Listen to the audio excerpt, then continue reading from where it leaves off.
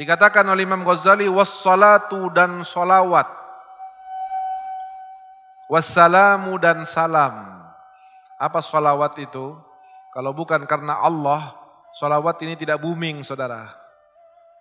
Tapi karena Allah dalam firman-Nya mengatakan innallaha wa malaikatahu yusalluna 'alan nabi, maka salawat kemudian menjadi mulia, menjadi booming, menjadi luar biasa. Demikian luar biasanya salawat ini Allah berikan kepada umat Nabi Muhammad, sampai Allah di dalam ayatnya mengungkapkan dengan ungkapan innallaha wa malaikatahu yusalluna 'alan.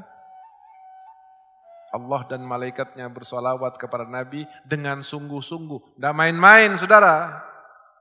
Nggak asal saya mau solawatan, asal saya hadir solawat, yang penting saya tidak. Tandanya orang yang akan bersama dengan Nabi, dia serius urusan solawat. Bukan kemudian mengatakan, ayo kita pergi. Ya udahlah, yang penting saya kan bisa ngikutin terakhirnya solawat. Memang enak ente terakhir yang jadi dikasih syafaat oleh Rasulullah. Setelah dia pegang oleh malaikat dimasukkan ke neraka duluan. Baru terakhir dapat syafaat dari Nabi Muhammad SAW. Jika Allah dan malaikatnya bersungguh-sungguh di dalam bersalawat, kenapa kita sebagai umatnya yang butuh kepada Nabi Muhammad main-main dengan salawat Nabi besar Muhammad SAW?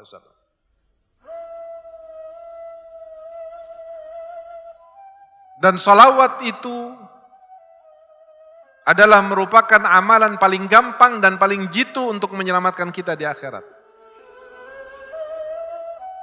Yang penting salat 5 waktu. Puasa Ramadan. Kalau punya harta zakat, punya duit haji. Dan ente muslim, bersyahadat kepada Allah Subhanahu wa taala. Tapi saya sibuk, tidak bisa sholat malam setiap malam, tidak bisa ngaji Quran 1 juz setiap hari, tidak bisa berzikir kepada Allah, bahkan tidak bisa sholat berjamaah karena saya terlalu sibuk dengan harta saya, kerjaan saya, jabatan saya. Minimal kalau Anda ingin selamat, setelah mengerjakan yang wajib, meninggalkan dosa besar, jangan lupa sholawat, insya Allah Anda akan masuk surga. Asal, ingat saya garis bawahi lagi, bersolawatlah dengan sungguh-sungguh. Apapun itu, majelisnya, bacaannya, jam'iyahnya, bersungguh-sungguhlah dalam solawat. Dan jangan main-main, maka Anda akan disikapi dengan perhatian dan sungguh-sungguh oleh Allah dan Rasulnya. Ada ribuan manfaat solawat yang tidak hatam-hatam kitabnya kalau kita akan menjelaskan tentang manfaat solawat. Wassalam, salam ini ungkapannya assalam, salawat ungkapannya as-salah atau Allahumma sholli. Salawat paling afdal apa? Salawat Ibrahimiyah. Kama shallaita ala Sayyidina Ibrahim, itu salawat yang paling afdal. Kenapa paling afdal? Karena Nabi sendiri yang mengajari. Yang cukup panjang, salawat Ibrahimiyah. Yang paling pendek, Nabi mengatakan, la tusalli alayya salatal batra. Jangan kamu bersolawat kepadaku dengan salawat buntung. Apa salawat buntung? Orang yang mengatakan, Allahumma salli ala Muhammad. Pada saat datang, innallaha wa malaikatahu yusalluna ala nabi ayyuhalladzina amanu sallu alaihi wa sallimu taslima. Sahabat datang kepada Rasul mengatakan, ya Rasulullah, kaifa nusalli alaik? Bagaimana kami bersolawat kepadamu sesuai dengan yang diperintahkan oleh Allah dalam Quran? Kata Rasul, gulu. Katakan, Allahumma salli ala Muhammad wa ala ali Muhammad. Redaksinya begitu dari Nabi. Tapi ulama-ulama yang di dalam hatinya ada ilmu iman dan cinta, setelah Allah tidak pernah memanggil nama Muhammad, pasti mengambil dengan nama Nabi, dengan nama Rasul, dengan nama Mudaththir, dengan nama Muzammil. Allah saja tidak main-main memanggil Nabi Muhammad, maka ulama-ulama yang soleh yang di dalam hatinya ada cinta kepada Nabi pun tidak akan pernah berani memanggil Muhammad. Nggak bakal berani. Tapi akan didahului dengan Sayyidina Muhammad, Maulana Muhammad, Habibuna Muhammad. Ini cinta dan tata krama kepada Rasulullah. Wa ali Muhammad dan keluarga Nabi. Kenapa sih keluarga Nabi ini kok disebut-sebut terus? Dia kan manusia biasa, menurut ente. Lalu memang keluarga Nabi ini apa istimewanya?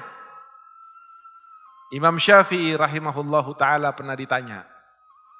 Ya Imam, ada cucu Nabi bodoh, anak kecil bodoh, bahkan gila mungkin. Dengan satu non cucu Nabi tapi alim, wali besar. Mana yang lebih afdol antara cucu Rasulullah yang bodoh, kecil, bahkan gila, dengan non cucu Nabi tapi alim, wali besar? Imam Syafi'i tidak mengatakan, oh lebih afdol ini karena ini. Enggak.